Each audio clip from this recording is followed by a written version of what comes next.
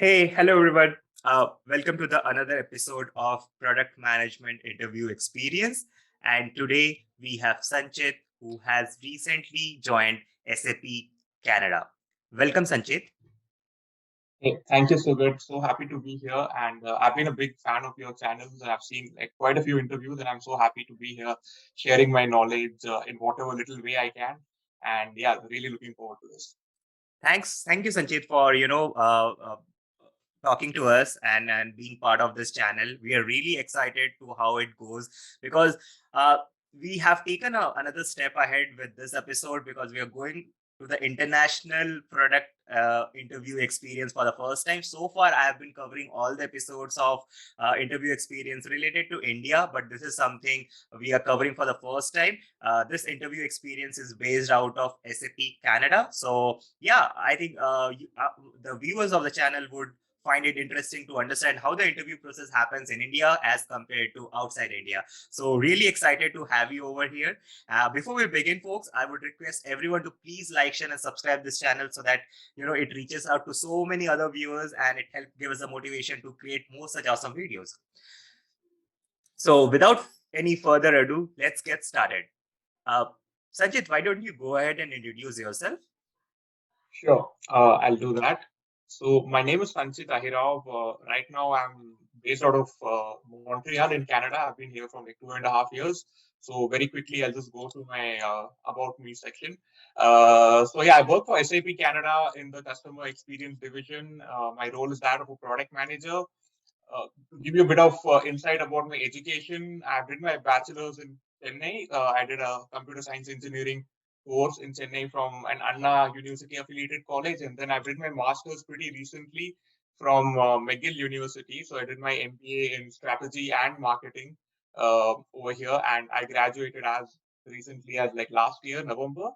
And alongside that, I've done like a few certifications to kind of facilitate my product management journey and to make it more affiliated with different institutes. So I've done this PMI, ACP, and CSPO, and I also did an AI product management nano degree from Udacity. I thought these would be relevant to my product management journey.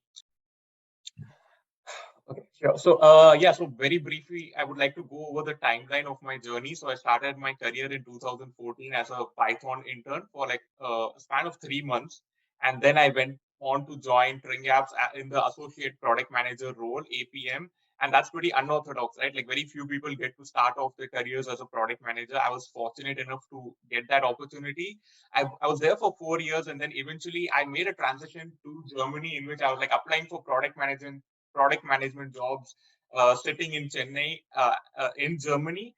And that's like a different story altogether. But then something happened and I got through and I got selected, and like the company sponsored my work visa and stuff. So then I found myself in Germany in 2018 of May. That's when I made this big jump to an international product management career.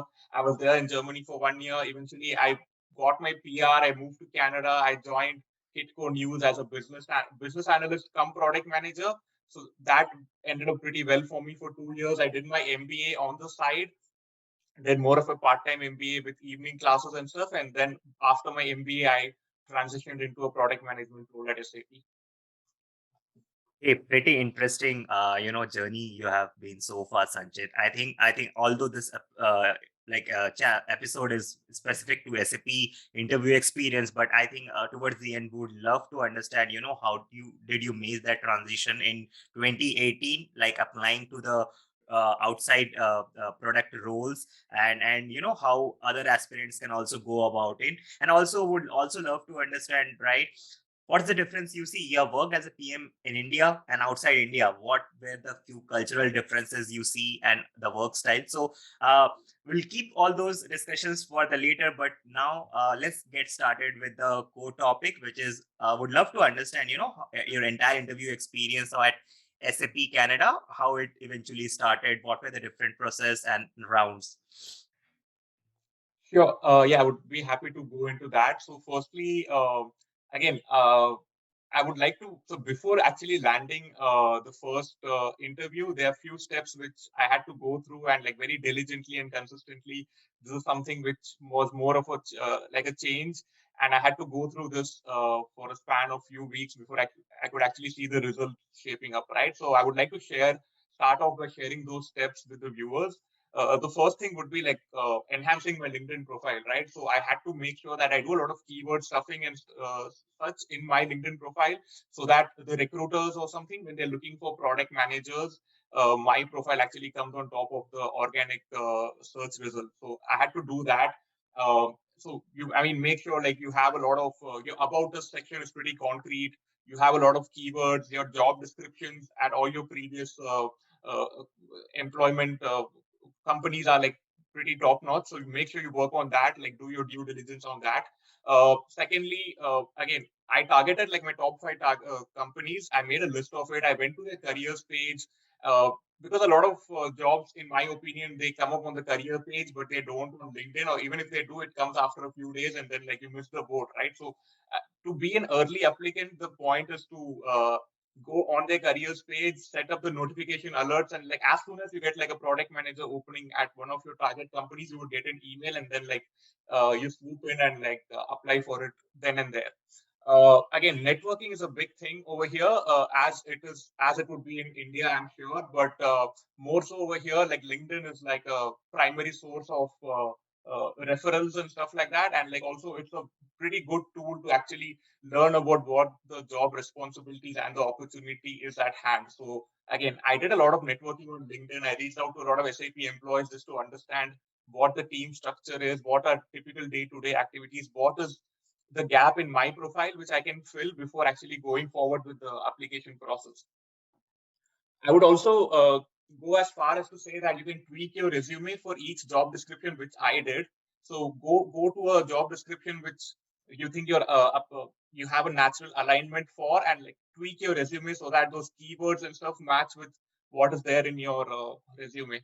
And again, apply early. That's the key over here. Which again, that's the principle which I have followed, and it has proved out to be pretty successful for me. Try for an employee referral wherever possible. Like that would actually give your profile or application prominence amongst the other applicants in the heat. And the best case would be if you can reach out to the hiring manager using an email ID or on LinkedIn. Like there's nothing like it. Before we move ahead, like all good. Yeah, I think I echo to each and every point of yours, whatever you mentioned. I think these are very essential tips for anyone to at least land it up in an interview process, right? Applying to the job portals with same CV might not work all the time. So, what's the best way of connecting to the right set of folks in LinkedIn into the and send your resume? It's the best way to at least land up in an interview. So kudos to you again, Sanchit, for taking this out. Okay. Perfect. Thank you, Sugat. So yeah, I'll quickly go. So I had like primarily three rounds at SAP. So the first round was like pretty simple, right? It was a recruiter round in which the recruiter would like maybe look at your resume, look at your application package, and then maybe like try reaching out to you on email, and like you can set up a call and talk with him or her. So again, there are four broad categories of questions over here, or like four broad categories of topics. So first would be your introduction. Tell me about yourself. Again, this has to be very uh, it has to be structured, right? It can't just be all over the place. It has to be very time bound as well. The second question was, okay, why SAP, why product management, why this particular role, why this particular team, and more importantly, why you? Like, why should we choose you over the other candidates who have applied? Like, what do you bring to the table which others don't? So again, it's a series of why questions, and very, very important for the recruiter to have that, to build a picture in their mind that okay, you are the right candidate to proceed for the next stage. Because when the recruiter proceeds with you, the recruiter effectively does not proceed with someone else uh, who might have some potential as well. So the why over here actually makes a lot of difference. Third would be skills and requirements alignment again. So the recruiter may not actually know in detail about what the job is. Like they might have a very like a superficial, or I would say like a very bird's eye view of what the requirements and stuff are, right? So again, make sure to kind of stress on that, use a lot of keywords which the recruiter is looking to hear, and that way maybe you can kind of navigate this particular round. And the fourth set of questions would be like housekeeping questions, right? Like just interview availability. When are you available for an interview? What is your preferred location? What is a CTC? Notice period, and a few follow-up questions at the end. So again, I focus a lot on the follow-up questions over here because I just don't want it to be like a very generic follow-up question, like what are the next steps or something. It has to be very specific to the role so that the recruiter would understand that, okay, this particular candidate over here, he actually means business. He's really serious about the role and he's really invested and passionate about the role versus just asking me like, what are the next steps? So it can be about the team structure, what is a natural career transition or progression in this particular role. Something on those lines would actually go above and beyond in shaping that image in the recruiter's mind. So that's it with round one. Can I proceed to round two then? Yeah, very excited to hear, and very well said that this is also kind of a screening round. Don't take it lightly with all the normal stuff with the HR rounds. It's pretty much make it or break it sort of things, and that what will open your doors to the upcoming round. So yeah, let's proceed to the round two. Sure. Uh, so again, so the round two over here in my case was with the hiring manager. I don't know whether there's a standard at SAP because like there's so many teams and like each team might have a bit of a different process, but overall, this is the template which most teams like to follow. So the second round is with the hiring manager. In my case, this was the head of the department for this one particular division in customer experience. Again, it lasted from 30 to 45 minutes, I would say. It started off with the introduction again, like tell me about yourself, and like the I made a conscious effort to make sure that I go above and beyond what's there in my resume, right? Because I'm sure the hiring manager would have been through my resume. I would want to tell some points as to why I'm here, what makes me a good fit for this role, and stuff like that. Secondly, again, it depends on which how the hiring manager wants to take it forward. But in my case, there were a lot of resume-based questions, right? So I had mentioned a lot of points from my previous job experience in my resume, and uh, the hiring manager was pretty sharp in picking those up and like kind of drilling into those one particular aspect of it.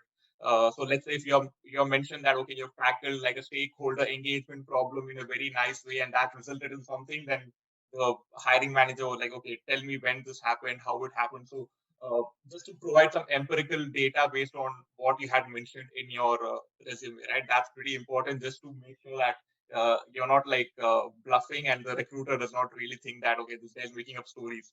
So that's pretty important. So make sure like you stick to that and yeah, don't stick to the what's there in your resume. Moving on to the third point. So again, I had a lot of topic-based questions, right? Like product management in general, it covers a lot of topics. So it covers leadership, it covers a bit of agile and scrum, a bit of analytics, a bit of customer interaction and demo. So again, these topic-based questions were something which took up considerable chunk of the time.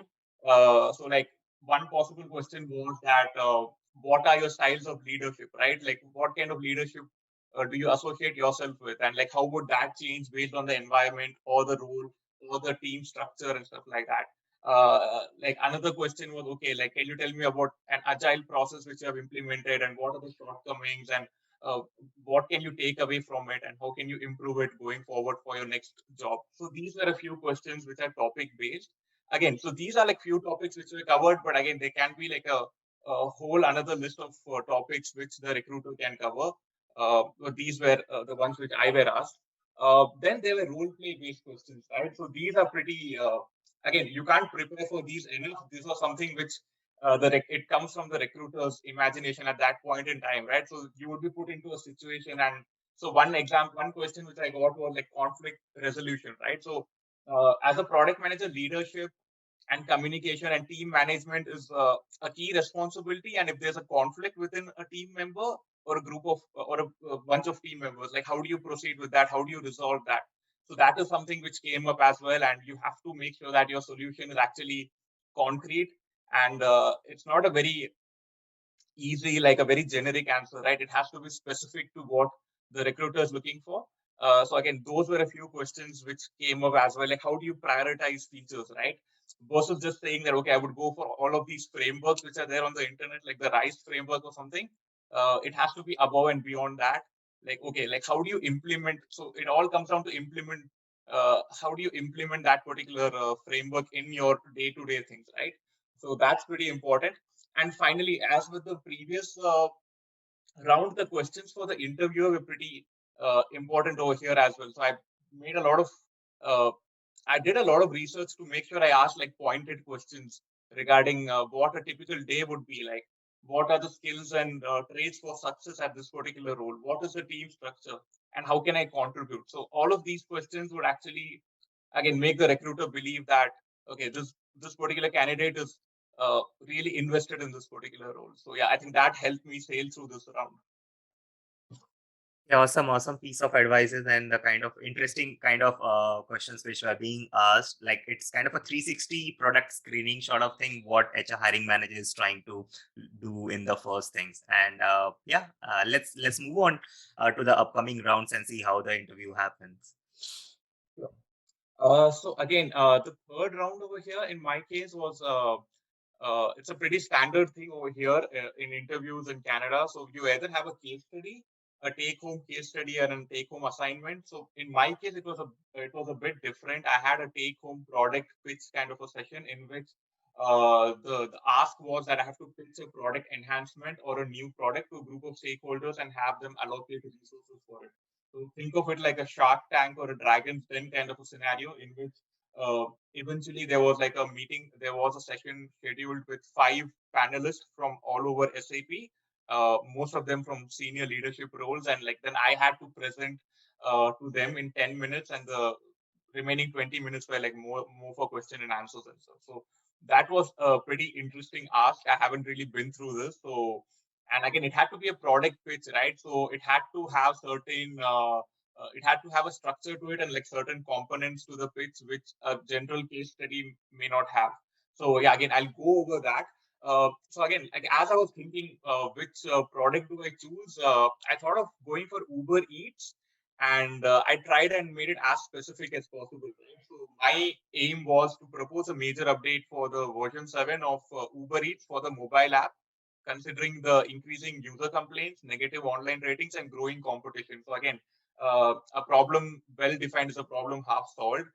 So most of my energy went into defining the problem and making it well defined. So I had like 3 points of contention which can be fixed, and I was like pretty detailed with it. So it has to be mobile app and it has to be version 7.0 versus some like versus some random version which is actually not really applicable, right? So this is actually a real world thing. So I went to the Uber Eats app store and I saw like, okay, right now they're at version 6. So the next thing would be version 7, and these would be like significant enhancements that we can have. So again, all these little things go play a role in making your pitch more realistic than like a conventional imaginary pitch kind of a thing. Now that we're done with the reasons, I would like to quickly just skim over all the points which I had covered in my product pitch. Again, the intention was to cover this in like 10 minutes, so I had to be really concise and to the point and couldn't spend a lot of time on one particular topic versus the other. So I started with market landscape. Again, we had to define what the problem is, what are the competitors in the market, and what is their market share, and like what market share of Uber Eats would get affected at the end of the day if we have these enhancements versus not having them. Secondly, again, every product has to have some target demographics which you're chasing, right? And their pain points. So, what I did over here was I went through the iOS mobile app and the Play Store and like a few online rating websites just to see what people have to say about Uber Eats and what the general sentiment is in the market. Again, I wasn't surprised. There were quite a few negative ratings and quite a few people were pretty vocal about what are the various shortcomings which they found in Uber Eats. So that gave me a lot of fodder and ammunition to actually put into my target demographics and user points and pain points. So again, that turned out to be pretty well for me. So now that this was pretty much defined, I had to talk about what the qualitative and quantitative end goals were. Again, an end goal can either be quantitative, in which okay, you want to see some metric having risen from point A to point B. So maybe like the churn rate has to be reduced, right? That's one quantitative aspect of it. One qualitative would be just to make sure that maybe the overall sentiment in the market and the sentiment amongst your user base or the loyalist is like pretty good, and they don't really think about moving to any other food delivery service. Once that has been done, like I kind of measured the KPIs to success and I made a list of it. Again, so this is something which I thought like this would be the KPI which we should be measuring versus something else. Once all of that was done, I created like a couple of user personas which are from the target demographics itself. And again, so these user personas were different from each other just to give a general idea to the panelists about, okay, what to make it more relatable and to create empathy for the user. So I tried creating a user persona. I went to so again to tackle these three problems which we had. I created a list of prioritized features. Again, I made it like very short, like maybe 3 to 4 features, and I made sure it's prioritized so that if it comes to just deciding on one feature, then I'm pretty sure that we can go for the feature on the top of the list versus something in the middle or at the bottom. Again, so then I went ahead and created mockups on Figma, right? So Figma is a tool in which you can create wireframes and mockups. Again, I kind of went above and beyond over here, tried and created like a prototype as well. Again, I didn't have time to really show it in the actual presentation, but I made sure that I put it in the notes and the appendix section so that the panelists could have a look at it later. After all of this was done, I did like a cost benefit analysis just to add a dollar value to each feature. So all of these features, if they were implemented, what would be how would it move the needle in terms of KPIs? How would it ensure that the end goal, qualitative or quantitative, is reached? And what would be the cost associated with each feature? Because at the end of the day, the product pitch was about asking resources and about asking money to the from the team so that you can assign like a scrum team, a group of cross-functional resources to work on it, right? So each it comes with a cost and like what would be the cost and the benefit for each feature. So that was kind of measured. And finally, it was the ask. So that was the ending slide in which I had to ask for, let's say, like 2 to 3 developers, one QA resource, one project manager, one Scrum Master, and stuff like that. So again, this was all made up, but it was just to give an idea as to how I'm thinking about this process, right? Again, all that went pretty well. I also had an alternative ask as a backup at the back of my slide so that if the team is not convinced about my ask, I can actually ask for something else. So make sure you keep a plan B ready in place when it comes to that. And as a bonus, I went ahead and created like a roadmap section, right? Like so each feature which I mentioned over here had a roadmap just so that the panelists thought that okay, I have like a futuristic process and like a thought process in mind, and I actually know where this feature can go from this version itself. So again, that was pretty important, but not really required. And also, I went ahead and like put a go-to-market strategy slide as well at the end. So how would it affect the marketing team and how would it affect the sales team? What would be the pitch? How would the social media branding differ based on all of this? So again, this was not required, but I wanted to make sure that I make it as holistic as possible, cover all the A to Z of product management, be it inward or outward. So yeah, with that, my product pitch ended and it went pretty well. And I got the job eventually. So yeah, happy about it.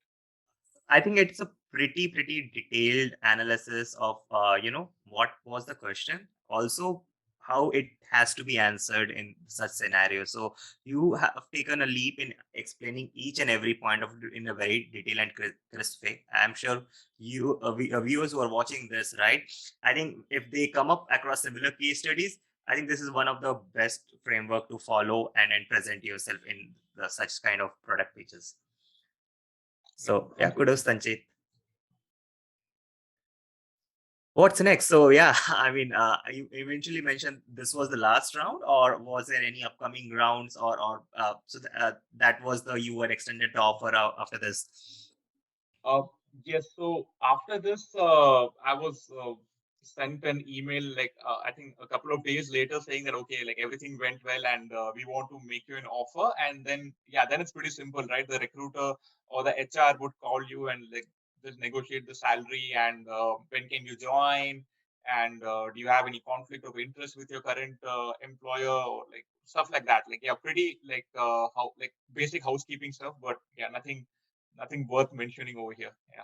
Perfect. So thanks a lot again walking us through your entire experience, Sanchit. I think I spoke to a couple of more than 20 PM so far in India sharing their interview experiences, but this is the first product interview experiences outside India. One thing I really liked about this was it was short and crisp, right? three rounds and you're done, and you have evaluated a candidate. Here, what I've seen, it's more of a 6, 7 rounds, more than 5 rounds, which is happening. So, is it a common process outside India, where the interviews are very limited to 3, 4 rounds and that's it, or is it specific to SAP only?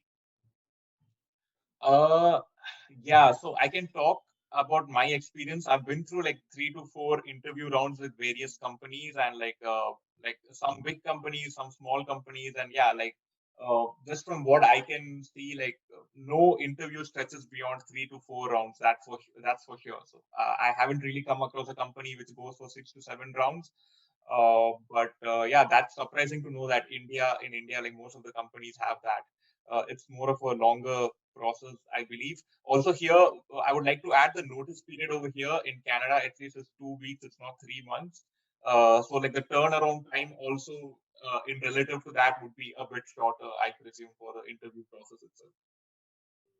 That's good to know, and these are some great set of insights which I'm even hearing for the first time. Right, the notice period and the interview process at these companies. Perfect. Yeah, that is. Sanjit. So, Sanjit, thanks a lot again, walking through the entire process about your journey, SAP Canada. Let's shift a gear a bit and try to understand. You have worked as a PM in India and you also worked as a PM in outside India. How do you find this experience? Are there any similarities, differences in terms of culture, team? Yeah, would happy to hear if you can throw some light on that. Sure. So, yeah, again, so this experience which I'm going to share, it's just my experience, but I'm sure like every other PM would have a different experience. It depends a lot on the company itself, the people whom you work with, and the team and the circumstances at which you join the company, right? So there's a lot of variables in play over here. But from my perspective, yeah, so uh, like I noticed a few little things, right? So firstly, when it came to Canada and Germany, the development teams in the companies at least which I worked for, all of them were distributed. So this co-location and like working from the same time zone, working in the same office cubicle or whatever room, all of that it doesn't happen. So if, back in India when I was working, uh, our entire team, cross-functional team, we were sitting in like one single place actually. So there were like a couple of developers, there like a back-end developer, there's a QA resource. I mean, the designers had a separate room for good reason, but yeah, we all were in the same room, right? So work really got done like quickly because there was no delay and time lag and stuff like that. So, but over here, at least in Germany and in Canada, like there's no the interaction with the development team isn't very frequent. It happens like at regular intervals of time during the week, but you don't have easy access to them. Also, the time zone is a big factor. So, at least the companies which I have worked for, most of the development team was based out of India. So, again, that time zone thing and like that face time which you would get with working with a development team or a design team when you're at the office, like that doesn't really happen over here, even during non-COVID circumstances, because all of them are distributed. So that was one big thing which I found. Secondly, there was a stark contrast in the work-life balance and the work culture, right? Like which is something which I have heard about before I came, before I shifted out of India. So at least in Germany and Canada, I mean, it's very rare that someone would contact you after your work hours. So like at 5, once you end it, like that's it. You're not really accountable for anything which happens after that, unless it's an emergency or like all hell breaks loose. But that doesn't happen that often. And weekends are completely off limits. So I haven't really, me myself, I haven't worked on any Saturday over here, nor have I seen anyone working on a Saturday. So at least in my 3 years in which I've been outside, so that's like a big contrast, right? A big change. And what else? Again, I feel like one more point which I would like to add over here is that product manager is such a role in which you would have to influence without authority, right? You actually don't manage people, you kind of influence the product backlog, the stakeholders, and stuff like that. And that becomes all the more difficult when you come from a outside country. So the reason being you would have to do that, your communication skills have to be taken a notch higher because basically you're coming from somewhere else and you're coming into an established team. There are people who have been working in the organization from a longer time, right? And there are people from different cultures, different countries. Everyone has their own mindset. Everyone has their own thought process, stuff like that. For you to influence them without actually being overbearing on them is is a task which takes some learning to do. And again, communication is the key over here. So I think these are like a few changes which I actually noticed. Hey, thanks, and thanks again for sharing your experience. And this gives a bit of insights of what people can expect while working as a PM in India versus outside India. Awesome. So, moving to the last set of question, right, Sanchit? I think during your journey, you mentioned you had that leap and you transitioned to PM outside India. Can you help us understand that journey? How did you apply to the uh, job outside India? This SAP interview experience is what something you were outside and you were applying to in Canada or that country, but someone who is aspiring to go from India to abroad as a PM job, how they can do and what are the paths for them? Sure. Okay, that's a pretty interesting question. I've been asked that a lot because this particular transition it's pretty uncommon. I haven't seen a lot of people uh, go through this transition at least. So what happens is that what happened in my case was that when I was working in India as a product manager for Tring Apps, I was during it was I think my third or fourth year. I think late 2017. Let me put it that way. And I was just like, yeah, I was trying to look for jobs outside India, right? Like, I just wanted to explore and like gain new experiences and stuff. So I happened to know someone in Germany who kind of motivated me to do this. And like, again, ignorance is bliss in one way. I didn't know how difficult or what are the odds of me succeeding in this particular thing is. So I just like very blindly went into it. I would recommend that if this is a journey which people want to undertake as well, try creating a resume in the target country where you want to work for. So let's say Germany in this case has a specific resume format. Make sure you create your resume based on that, and go and apply on local job portals. Like LinkedIn is one thing, but every country has their own job portal of preference, right? Like India has Naukri.com. Similarly, Germany has something called Stepstone.de. So I went on that. Again, I made sure my profile is pretty complete, right? Like as complete as possible. Like add everything there is to add, like your photo, your contact, your social media, LinkedIn, this, that, everything. Make sure that it's really appealing and like yeah, the recruiter would want to go and like learn more about your profile just by looking at it from the outside. Make sure you do all of that. Uh, and again, then it's more of a numbers game, right? So once all of that is set up, you're looking for product management jobs, and then you keep applying. Like be consistent, be very perseverant with that. Make sure that. So what I did actually was it took me 3 months to actually land up with an interview call. So every day I used to like come back home from work and I made it a routine just to apply for product management jobs in Germany, which are to my liking in the tech sector. And I was like pretty diligent about it. So like Monday to Friday, three jobs. I don't know how many, but maybe 3 to 4 jobs every day in the evening.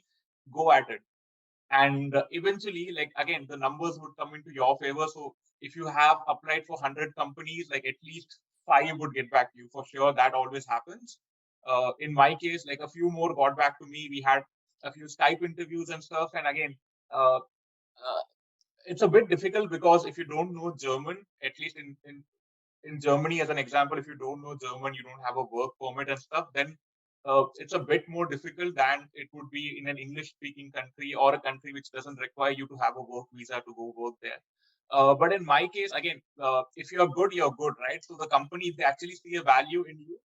And it's about the way you present yourself and stuff. So the company would have interviewed, like, let's say, 10, 15 candidates. But if you can actually make a mark, go above and beyond what those 10, 15 candidates have done, and you actually prove that you're the right fit for this job, there's no reason why they can't sponsor your work permit. So I think that happened in my case as well. I've been through a series of Skype interviews, and then eventually they thought that, okay, this guy, he has potential, and they wanted to do an in-person round just to gain that credibility and that face time.